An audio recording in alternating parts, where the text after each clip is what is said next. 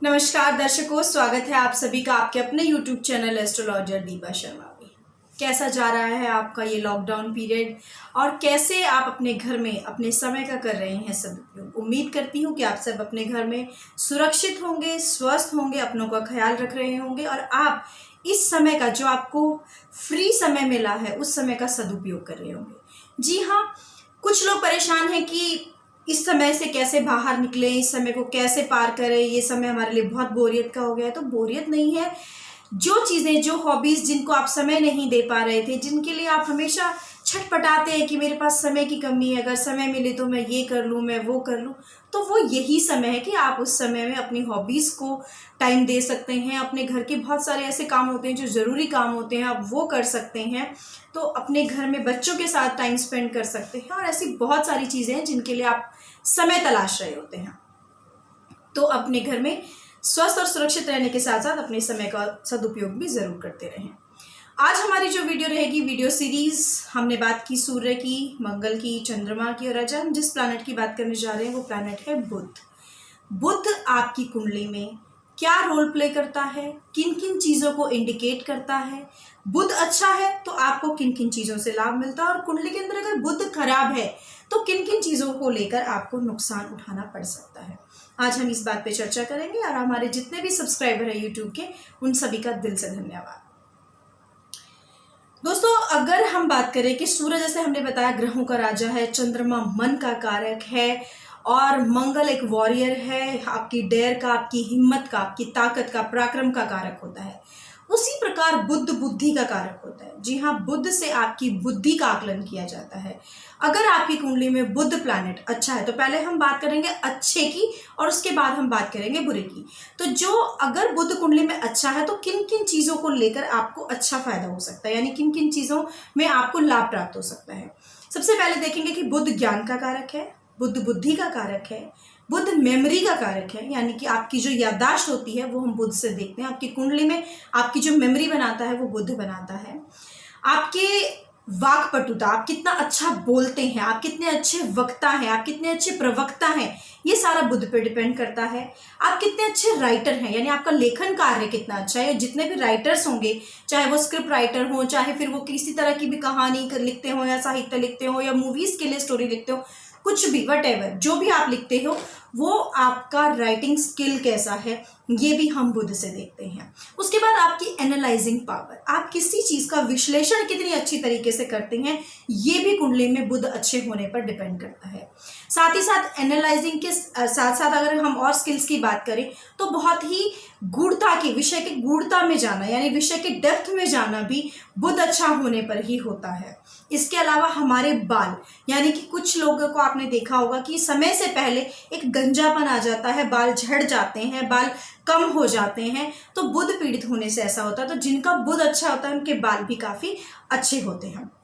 इसके अलावा और क्या क्या चीज़ें होती हैं जो बुध से देखी जाती है। जो सबसे महत्वपूर्ण चीज़ है हमारे शरीर में, अगर हम शरीर की संरचना की बात करें तो मेमोरी की, जहाँ हमने बात की, मेमोरी, ब्रेन के अलावा जो हमारी स्किन होती है वो भी हमारी बुध से देखी जाती है। अगर आपकी कुंडली में बुध बहुत अच्छा है तो आपकी स्किन हमेशा शाइन करेगी। आपकी स्किन बिना कुछ यूज़ किए भी, यानी कोई क्रीम लोशन बिना यूज़ किए भी, आपकी स्किन हमेशा चमकती रहेगी, ग्लो स्किन में रहेगा। लेकिन अगर आपका बुध पीड़ित हो जाता है तो वही स्किन डिजीजेज आपको होने लगती हैं। इसके अलावा कुछ और ग्रहों का खराब होना भी इसमें इंपॉर्टेंट होता है, लेकिन मेन जो रोल होता है स्किन के लिए वो बुध का होता है। तो ये बहुत सारी चीज़ें हमारी कुंडली में, हमारे शरीर में बुध से जुड़ी हुई होती हैं। अगर हम बात करें करियर पॉइंट ऑफ व्यू से, अगर आपके कर्म क्षेत्र को कर रहा है बुध प्रभावित, अच्छे रूप में, अच्छे यानी कि उच्च का होकर देख रहा है, या फिर आपका ये कह सकते हैं कि मित्र राशि का होकर देख रहा है, या किसी शुभ प्रभाव में आके देख रहा है, या स्वराशि का होके बैठा है, तो बुध आपको किन किन चीज़ों से फायदा दे सकता है। बुध एक बालक ग्रह, वैसे तो कहा जाता है कि बुध जिस प्लैनेट के साथ बैठता है वैसा ही फल देता है, उसका अपना ज़्यादा अस्तित्व नहीं मानते क्योंकि वो एक बच्चा ग्रह मानते हैं हम। लेकिन यहाँ पर अगर बुध आपके कर्म क्षेत्र को प्रभावित कर रहा है तो वो आपको एक सबसे पहले बहुत अच्छा ज्योतिषी बना सकता है।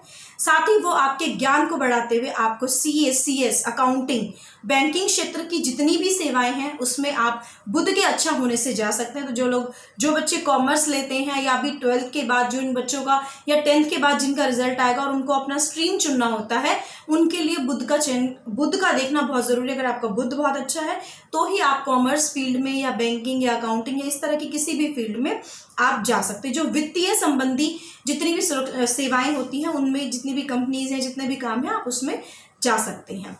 इसके अलावा फाइनेंस से रिलेटेड जो भी होगा वो सारा काम बुध से होता है।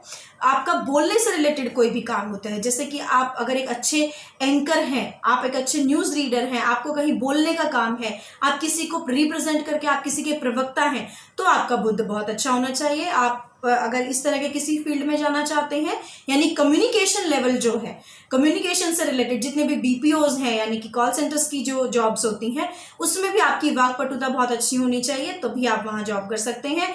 तो बुध जिनका अच्छा है वो उस फील्ड में भी जा सकते हैं। या राइटिंग स्किल्स जैसा कि मैंने बताया जिनकी अच्छी होती है तो वो उस फील्ड में भी जा सकते हैं। रिसर्च लेवल पर भी बुध अच्छा होने पर आप जा सकते हैं। और ज्ञान की फील्ड है, क्योंकि ज्ञान के बिना कोई भी शिक्षा या कोई भी चीज़ अर्जित आप नहीं कर सकते, तो बुध का आपकी कुंडली में अच्छा होना बहुत ज़रूरी है। अगर आप अच्छे ज्योतिषी भी बनते हैं तो भी बुध आपका अच्छा होना चाहिए।